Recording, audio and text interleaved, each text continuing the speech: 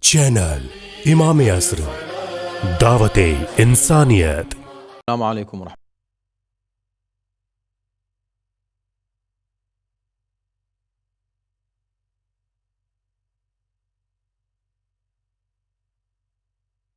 اللہ۔ رجب المرجب کی 30 تاریخ ہے اور اپریل کی 6 ہے 2019، اور آج ہم سورہ مبارکہ انفال کی آیت نمبر 2، 3 اور 4 کی تلاوت کا شرف حاصل کریں گے۔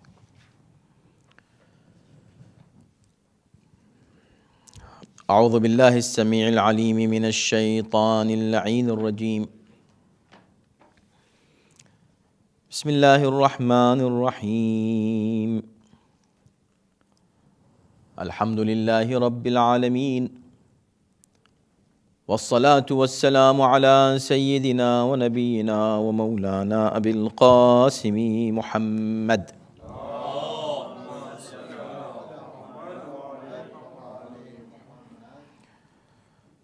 وآلہ الطیبین الطاہرین المعصومین، واللعنة الدائمة على أعدائهم أجمعین، من الآن إلى يوم الدين، أما بعد فقد قال الله في كتابه الكريم، بسم الله الرحمن الرحيم، إنما المؤمنون الذين إذا ذكر الله وجلت قلوبهم وَإِذَا تُلِيَتْ عَلَيْهِمْ آيَاتُهُ زَادَتْهُمْ إِيمَانًا وَعَلَى رَبِّهِمْ يَتَوَكَّلُونَ الَّذِينَ يُقِيمُونَ الصَّلَاةَ وَمِمَّا رَزَقْنَاهُمْ يُنْفِقُونَ أُولَئِكَ هُمُ الْمُؤْمِنُونَ حَقًّا لَهُمْ دَرَجَاتٌ عِنْدَ رَبِّهِمْ ومغفرة ورزق کریم، صدق اللہ العلی العظیم۔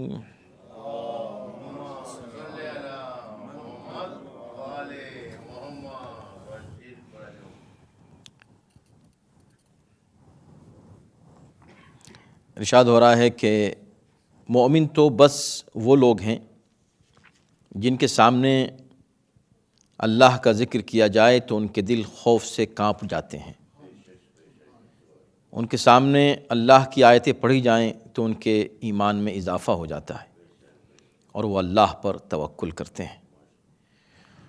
وہ لوگ نماز پڑھتے ہیں اور ہم نے جو کچھ انہیں دیا ہے اس میں سے خرچ کرتے ہیں۔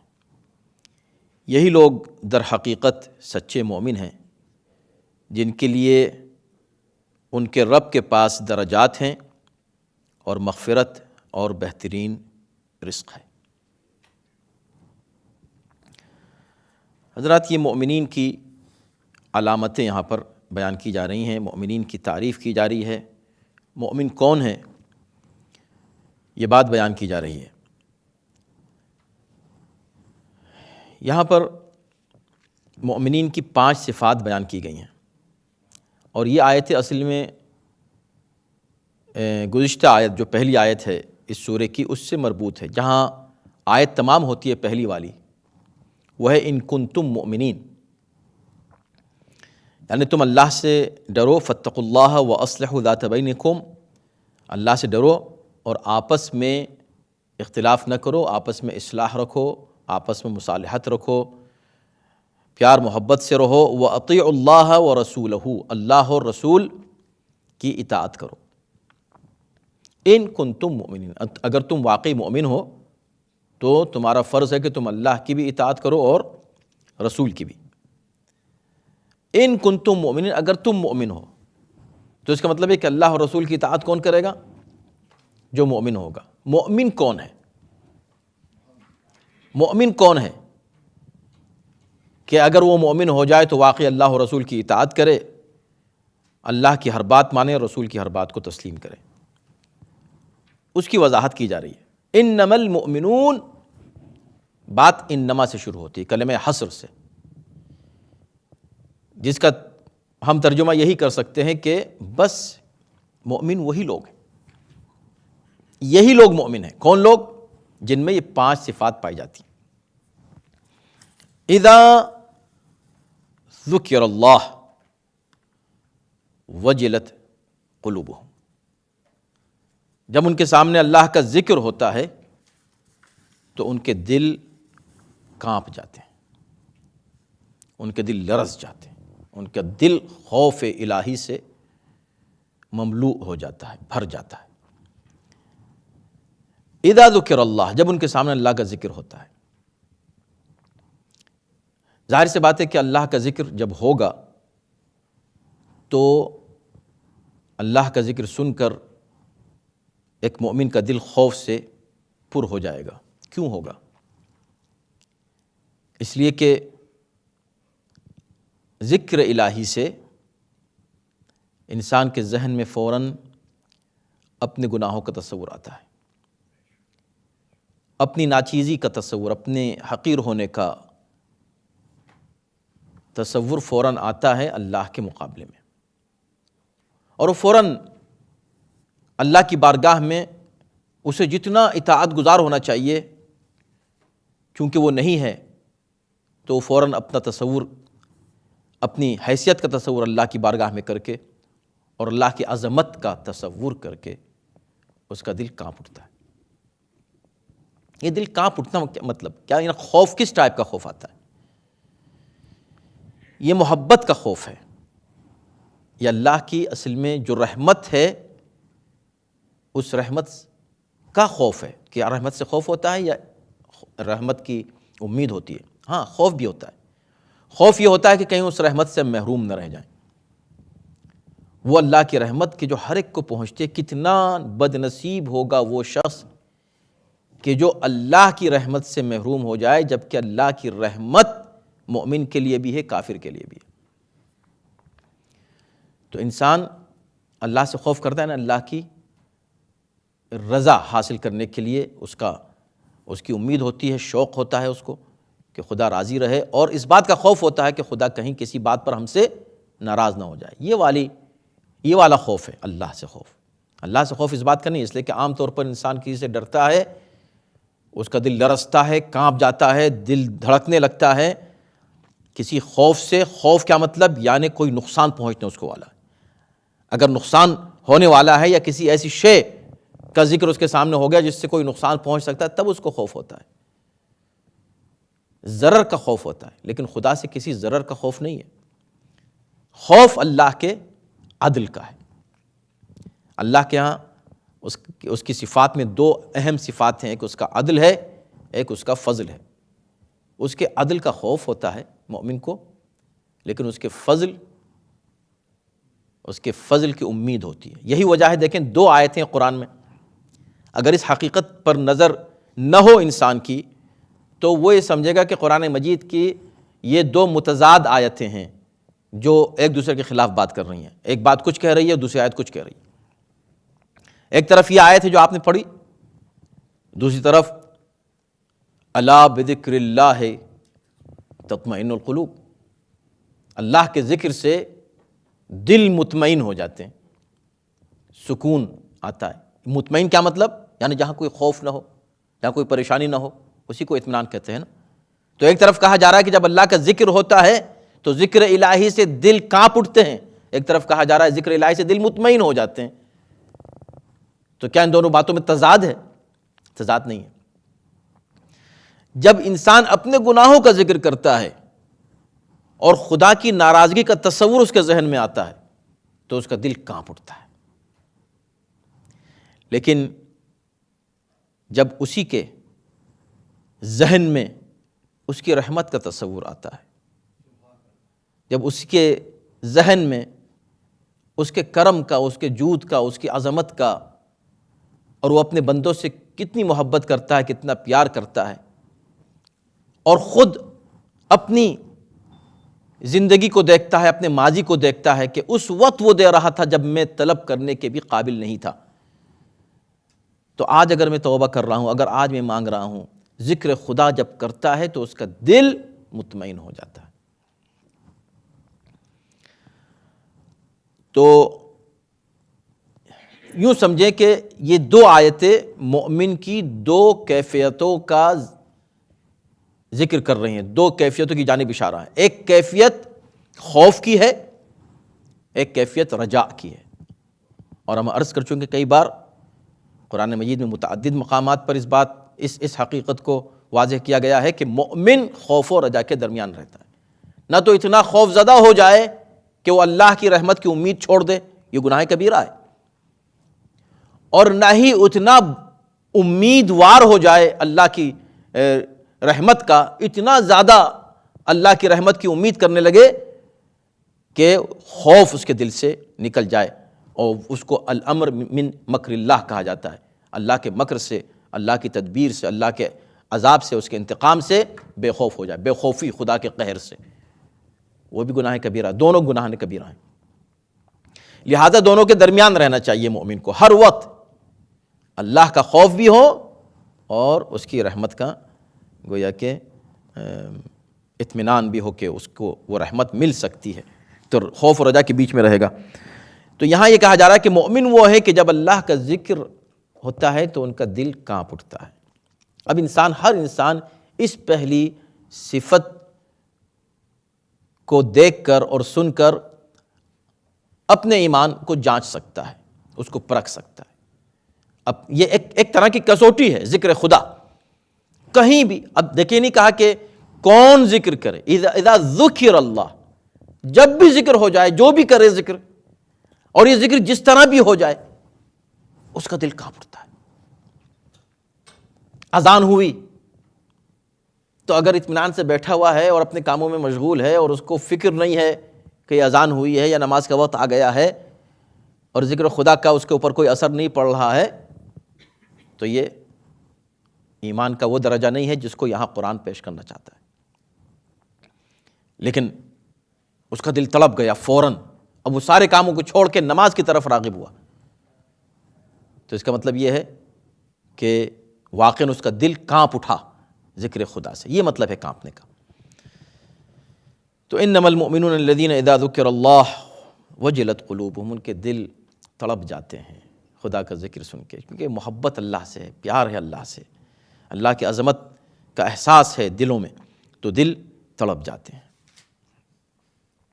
اور یہ تو دل ہیں، اللہ کا ذکر اتنا عظیم ہے، اللہ کا ذکر اتنا عظیم ہے کہ لو انزلنا هذا القرآن على جبل لرأيته خاشعا متصدعا من خشیۃ اللہ، اگر پہاڑ پر بھی یہ قرآن نازل ہو جاتا تو خوف خدا سے پہاڑ ریزہ ریزہ ہو جاتے۔ یعنی پہاڑ خوف خدا سے ریزہ ریزہ ہو سکتے ہیں قرآن مجید سن کر، قرآن پڑھا جا رہا ہے، دل پہ کوئی اثر نہیں ہو رہا ہے، کوئی شخص بھی قرآن پڑھ رہا ہے، ہم قرآن سن رہے ہیں یا ہم خود قرآن پڑھ رہے ہیں، ذکر ہو رہا ہے اللہ کا، اور دل پہ کوئی اثر نہیں ہو رہا ہے، تو کہاں یہ ایک دل اور اس کی کیفیت، اور کہاں وہ کیفیت ایک پہاڑ کی کہ پہاڑ پر بھی نازل ہو جاتا ہے یہ قرآن، تو وہ ٹکڑے ٹکڑے ہو جاتا ہے خشیت الہی سے، اللہ کے خوف سے۔ لیکن خوف سے ظاہر ہے کہ اللہ کے خوف سے من خشیت اللہ، تو اب خشیت الہی، خوف پروردگار کس کے دل میں آ سکتا ہے؟ اب پتھر میں کیا معرفت ایک پتھر کو ہو سکتی ہے، لیکن ظاہر ہے کہ اللہ کی مخلوق ہے۔ ان من شیء الا یسبح بحمدہ، اللہ نے جتنی کائنات میں چیزیں پیدا کی ہیں سب اللہ کی تسبیح میں لگی ہوئی ہیں، تو اس کا مطلب یہ کہ پتھر میں بھی کم سے کم اتنا شعور ہے جو ہم نہیں سمجھتے، ولیکن لا تفقہون تسبیحہم، تمہیں ان کی تسبیح کا علم نہیں ہے، تمہیں سمجھ نہیں ہے کہ وہ تسبیح کر رہی ہیں، ہر چیز کر رہی ہے تسبیح، آپ جس طرف نظر ڈالیں گے اللہ کی تسبیح کر رہی ہے ہر شے۔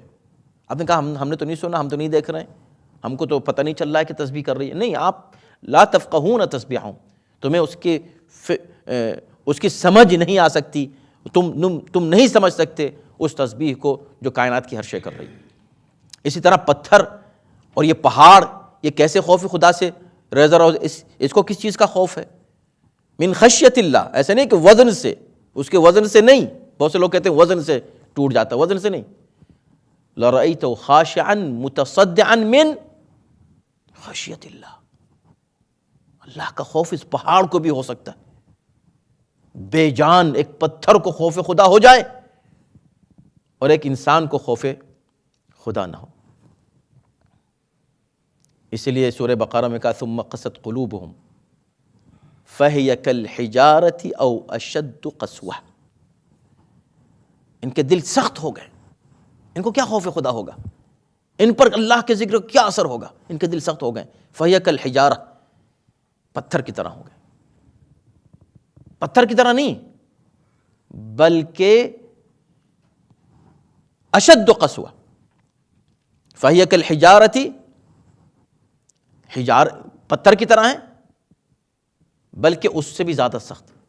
فإن من الحجارة لما يتشقق منه الأنهار وإن منها لما يهبط من خشية الله، لما يهبط من خشية الله، خشية اللہ، اس لیے کہ پتھروں میں کچھ ایسے ہیں جو خوف خدا سے گر جاتے ہیں، پتھر خوف خدا سے گر جاتے ہیں۔ اب یہ سب باتیں جو قرآن کر رہا ہے، اب ہم کہیں سائنٹیفیکلی کیسے آپ ثابت کریں گے؟ قرآن کہہ رہا ہے، فی الحال اس کو سمجھ لیں آپ۔ اس کا مطلب ہے کہ پتھر بھی خوف خدا رکھتا ہے، اور اگر انسان کے دل میں خوف خدا نہ آئے تو یہ انسان اس پتھر سے بھی زیادہ خطرناک ہے۔ ہاں، جتنی معرفت بڑھتی جاتی ہے اتنا دلوں میں خوف بڑھتا جاتا ہے، جتنا علم میں اضافہ ہوتا ہے انسان کے، اللہ کے بارے میں اس کی نالج میں جتنا اضافہ ہوتا ہے اس کے خوف میں اضافہ ہوتا ہے۔ اسی لیے سورہ فاطر میں آیت نمبر 28 میں کہا انما یخشی اللہ من عبادہ العلماء، خوف خدا صرف ان لوگوں کے دل میں پیدا ہو سکتا ہے جو صاحبان علم ہیں، صرف علماء کے دل میں۔ علماء کا مطلب یہ لباس پہننے والے علماء نہیں، ہر وہ شخص جس کے پاس جتنا علم ہوگا، جتنی معرفت اللہ کی ہوگی، اتنا اس کے دل میں خشیت پیدا ہوگی، اتنا اس کے دل میں خوف خدا پیدا ہوگا۔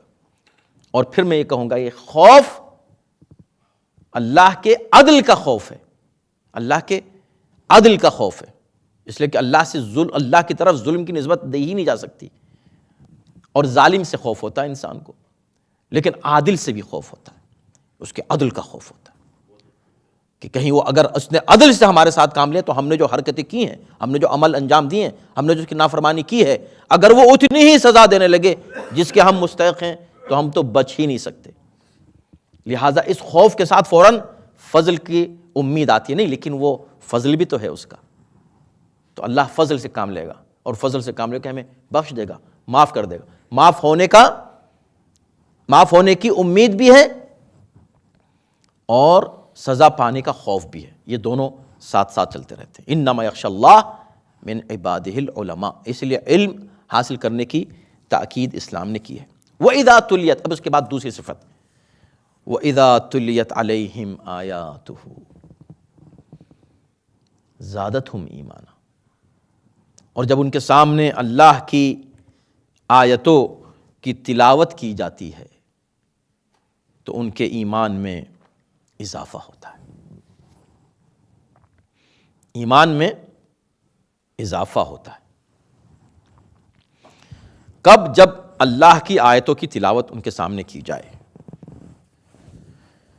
اب قرآن مجید کی آیتیں ہیں، اللہ کی آیات ہیں، قرآن کی تلاوت ہو، آیات سنیں، اور ان آیات کو سننے کے بعد آپ کے ایمان میں اضافہ ہو، یہ ایمان کی علامت ہے۔ اور کچھ نہ ہو، یعنی ابھی ہم نے آیتیں سنی اور کل بھی جو ہماری کیفیت تھی وہی آج کیفیت ہے اتنی آیتیں سننے کے بعد، تو ظاہر سی بات ہے کہ اس کا مطلب ہم مؤمنین ان مؤمنین میں شامل نہیں ہیں جن کی صفات اس آیت میں پیش کی جا رہی ہیں۔ قرآن مجید کی آیات سننے کے بعد یا اللہ کی کوئی بھی نشانی، کسی نشانی کا ذکر سننے کے بعد ہمارے ایمان میں اضافہ ہونا چاہیے۔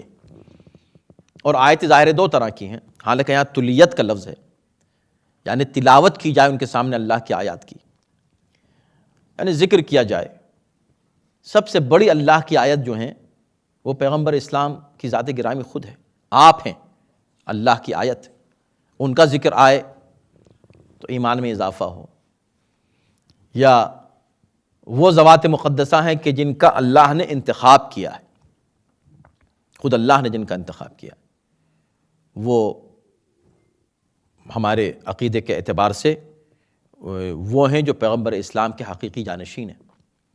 ان جانشینوں کا ذکر کیا جائے، ان معصومین کا ذکر کیا جائے، انبیاء کا، اولیاء کا ذکر کیا جائے، اور ان کے ذکر سے آپ کے دل میں اللہ پر ایمان میں اضافہ ہو۔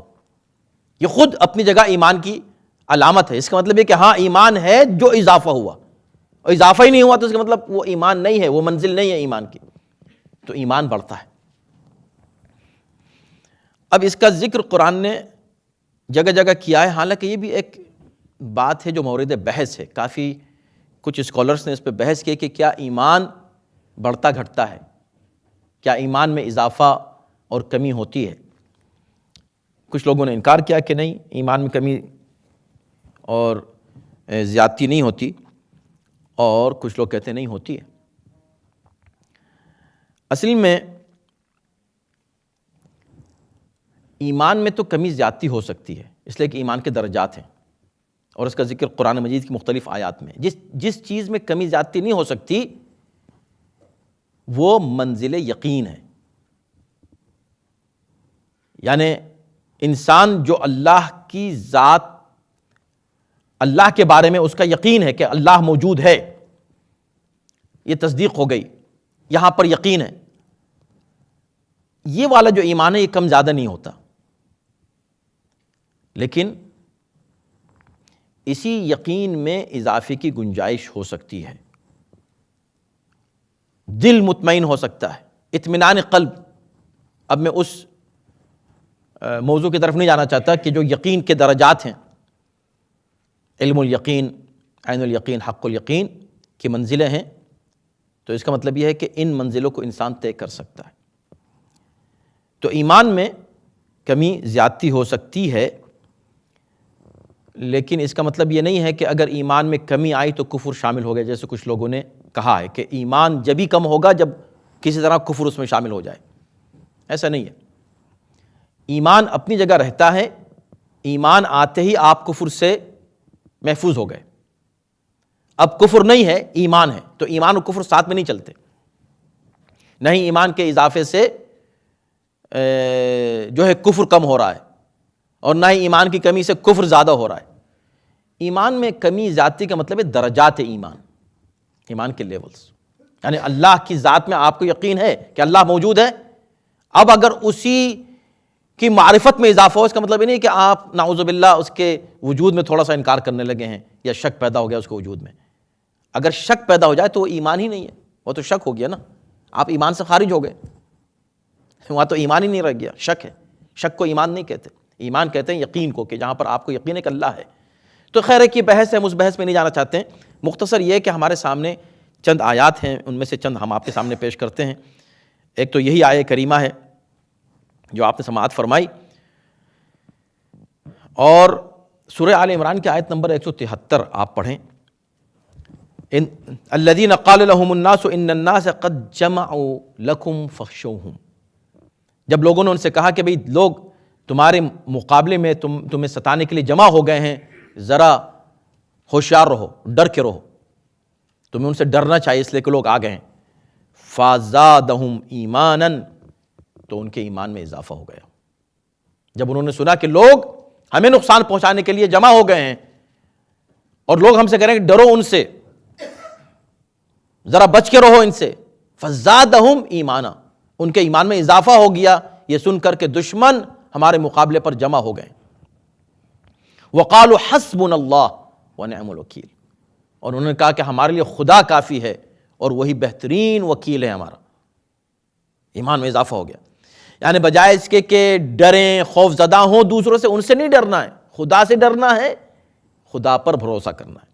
تو اس کا مطلب کیا ہے؟ فَزَادَهُمْ ایمانا، ان کے ایمان میں اضافہ ہو گیا، یہ آیت کہہ رہی ہے۔ اس کا مطلب ہے کہ ایمان میں اضافہ ہوتا ہے۔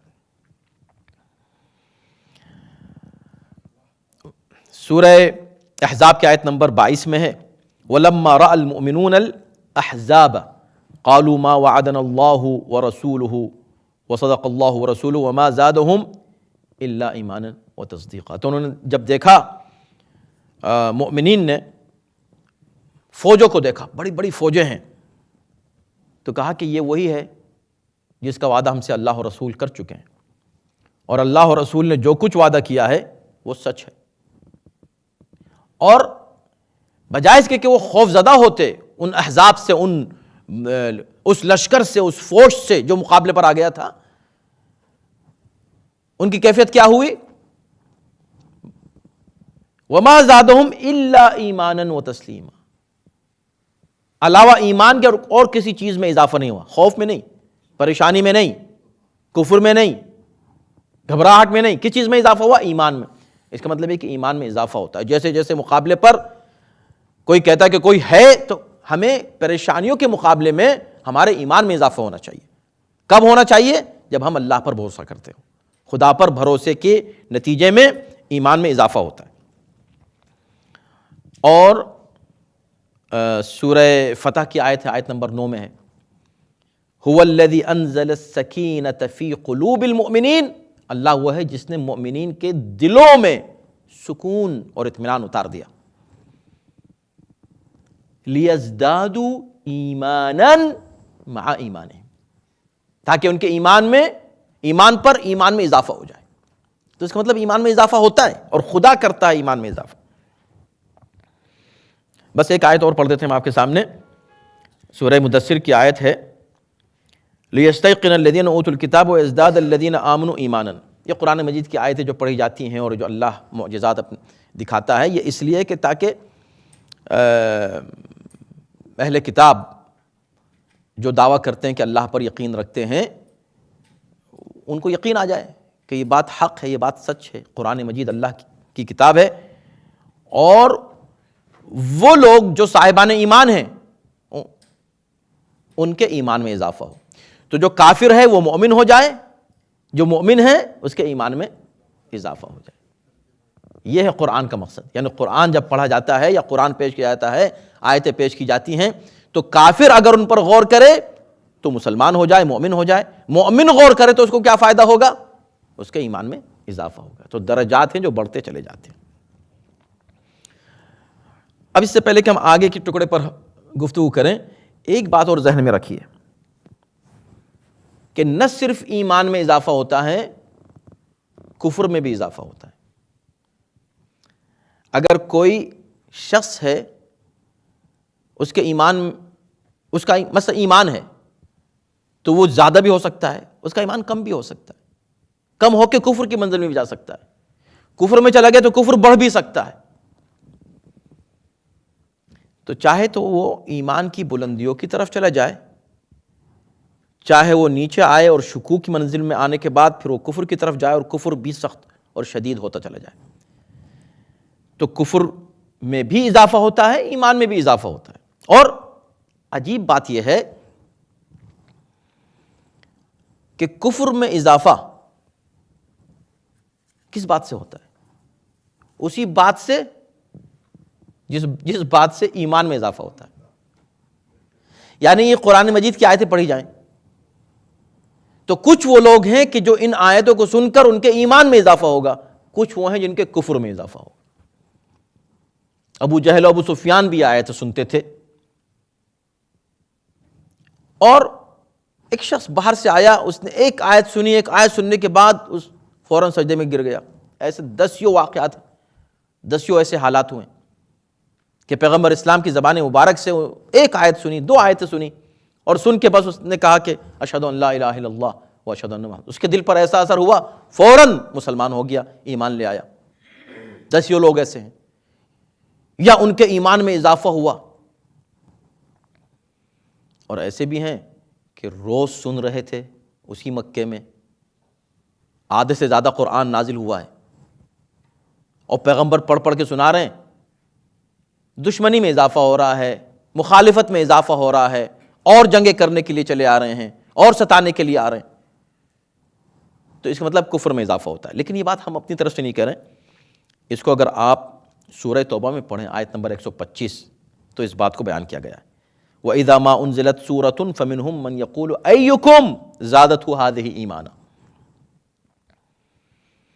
جب کوئی بھی سورہ نازل ہوتا ہے تو ان لوگوں میں جو ہے نا منافقین، یہ کہتے ہیں کہ ہاں بھائی کہ جو ایک اور سورہ نازل ہوگا اس سے آپ میں سے کس کے دل میں کس کے ایمان میں اضافہ ہو گیا؟ یہ کہہ رہے ہیں فَأَمَّا الَّذِينَ آمَنُوا فَزَادَتْهُمْ ایمانًا. ان کو یاد رہنا چاہیے، تم لوگ بھی یاد رکھو کہ جو صاحبان ایمان ہیں کسی ایک سورے کے نازل ہونے سے ان کے ایمان میں اضافہ ہو جاتا ہے. وَهُمْ يَسْتَبْشِرُونَ، اور ان کو بشارت ملتی ہے یا بشارت کے منتظر ہوتے ہیں یا وہ خوش ہوتے ہیں. وَأَمَّا الَّذِينَ فِي قُلُوبِهِم مَرَضٌ، مگر جن کے دل میں مرض ہے فَزَادَتْهُمْ رِجْسًا إِلَىٰ رِجْسِهِمْ، تو یہی سورہ جو ابھی نازل ہوا، قرآنی سورہ، آیات الہی جو نازل ہوئی، یہی آیتیں ان کے رجس میں اور اضافے کا سبب بن جاتی ہیں، بجائے کہ ان کی دل کی نجاست ختم ہو. زادتہم رجسا الی رجسہم وماتوا وہم کافرون. یہ بالکل وہی ہے جو قرآن نے وہاں بھی انہی منافقین کے لیے کہا کہ فی قلوبہم مرض فزادہم اللہ مرضا. ان کے دل میں مرض ہے، اللہ ان کے مرض میں اور اضافہ کر دیتا ہے. اللہ مرض میں کس طرح اضافہ کرتا ہے؟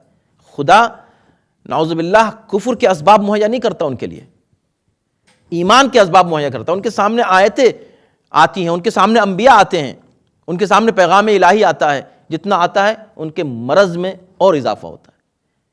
اور یہی بات قرآن کی وَنُنَزِّلُ مِنَ الْقُرْآنِ مَا هُوَ شِفَاءٌ وَرَحْمَةٌ لِّلْمُؤْمِنِينَ وَلَا يَزِيدُ الظَّالِمِينَ إِلَّا خَسَارًا. یہ قرآن مجید جو ہے ہم نے جو نازل کیا ہے یہ مؤمنین کے لیے شفا اور رحمت ہے، لیکن جو ظالم ہیں ان کو کچھ نہیں ملتا ان آیتوں سے علاوہ خسارے کے. تو مختصر یہ کہ یہاں جو یہ بات کہی گئی، پہلی صفت یہ بیان کی گئی کہ اذا ذکر اللہ وجلت قلوبہم، ان کے دل کانپ اٹھتے ہیں، تڑپ اٹھتے ہیں. دوسری صفت یہ بیان کی گئی کہ جب آیات قرآنی کی تلاوت ان کے سامنے کی جاتی ہے، آیات الہی کی تلاوت کی جاتی ہے، زادتہم ایمانا، ان کے ایمان میں اضافہ ہو جاتا ہے. تیسری صفت کیا ہے؟ وَعَلَىٰ رَبِّهِمْ يَتَوَكَّلُونَ، اور یہ لوگ اللہ پر بھروسہ کرتے ہیں، اللہ پر توکل کرتے ہیں. یہ تینوں باتیں ایک دوسرے سے مربوط ہیں. ذکر الہی سے دل کا کانپ اٹھنا، آیات الہی سے ایمان میں اضافہ، اور جب ایمان میں اضافہ ہوتا ہے تو اس کا اظہار کس چیز سے ہوتا ہے؟ اللہ پر بھروسہ، اللہ پر یقین. وہ جو آیت بھی میں نے پڑھی کہ جب دشمنوں نے کہا کہ بھئی دیکھو دشمن آ گئے ہیں، تم کو گھیر لیا ہے چاروں طرف سے، ہوشیار رہو، تو ان کے ایمان میں اضافہ ہو گیا. کیوں؟ اس لیے کہ انہوں نے اللہ پر توکل کیا اور کہا کہ حسبنا اللہ، اللہ ہمارے لیے کافی ہے. اب جس کے دل میں یہ ایمان ہو کہ اللہ کافی ہے، وعلی ربہم یتوکلون کی بات یہاں پر ہے، وہاں کہ بہترین وکیل اللہ ہے ان کے لیے. یہ توکل جو ہے، توکل کا مطلب کیا ہے؟ اپنا کام کسی کے سپرد کرنے کو توکل کہتے ہیں. یعنی بلکہ یوں کہا جائے اور آسان کرنے کے لیے کہ توکل کہتے ہیں کسی کو وکیل بنانا. آپ کسی کو وکیل بنائیں تو توکل کیا آپ نے. وکیل کس کو بناتے ہیں؟ وکیل وہ شخص ہے جو کوئی کام جو آپ کو کرنا ہے آپ کے بجائے وہ کر دے، اس کو وکیل کہتے ہیں. اگر کوئی آپ کو اچھا وکیل مل جائے اور کوئی کیس ہے آپ کا، تو جب تک آپ کے ہاتھ میں تھا وہ کیس، آپ خود کرنا چاہ رہے تھے، خود لڑنا چاہ رہے تھے، تو آپ گھبرائے ہوئے تھے، پریشان تھے. آپ نے کہا بھی پیسے نہیں ہیں تو ہم کہاں سے کوئی وکیل کریں. اب آپ کو پیسے مل گئے، وکیل آپ نے کر لیا، تو آپ کو کتنا اطمینان ہو جائے گا، کتنا آپ کو سکون ملے گا کہ اب مجھے فکر نہیں ہے. اب یہ وکیل جو ہے نا وہ بڑا اچھا وکیل ہے، بہت بڑا وکیل ہے، زبردست وکیل ہے. جتنا بڑا وکیل ہوگا اتنا زیادہ آپ کو اطمینان ہوگا، جتنا کمزور وکیل ہوگا اتنا آپ کو زیادہ فکر ہوگی. اب سوچیں کہ مومن سے بڑا خوش قسمت کون ہو سکتا ہے کہ اس نے جس کو وکیل بنایا کون ہے؟ اللہ اس کا وکیل۔ اب اس سے بڑا کوئی ہے؟ اس سے آگے کوئی بات رہ گئی ہے؟ یہی وجہ ہے کہ میں ہمیشہ یہ کہتا ہوں اور مجھے اطمینان ہے اس بات پر، اور احادیث اور روایات سے اس کو فل سپورٹ حاصل ہے، اس بات کو جو میں کہنے جا رہا ہوں، یہ سٹیٹمنٹ ہے کہ مومن کبھی سٹریس کا شکار نہیں ہو سکتا،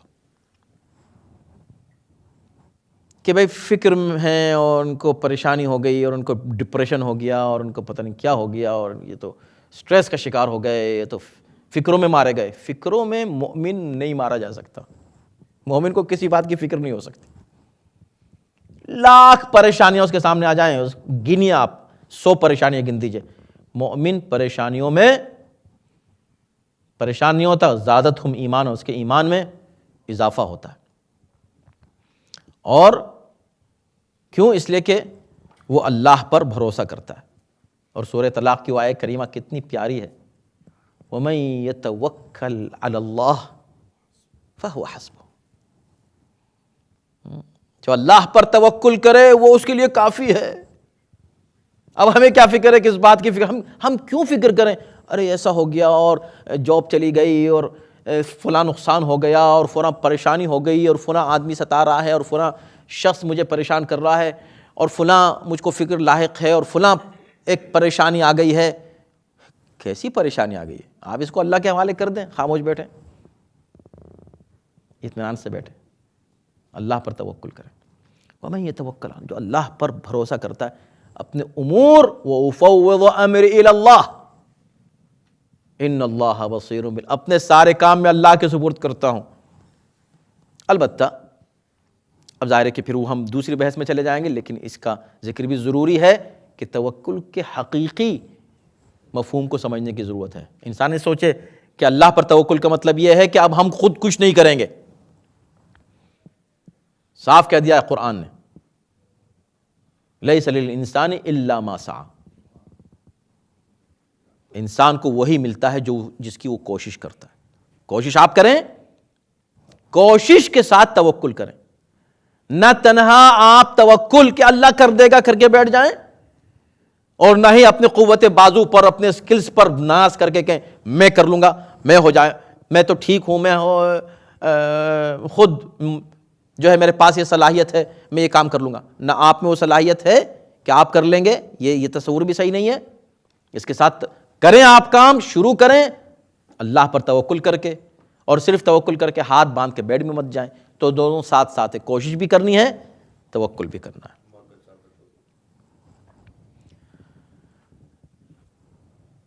یہ تین صفات ہوئیں، 2 صفتوں کا اور ذکر کیا گیا۔ اب یہ جو 3 صفتیں تھیں، توجہ کیجئے گا، یہ عجیب بات ہے، ان 3 صفات کو ایک آیت میں پیش کیا، دوسری 2 صفات کو ایک آیت میں پیش کیا، اس طرح 5 ہوئی۔ ان 3 کو ایک آیت میں کیوں پیش کیا؟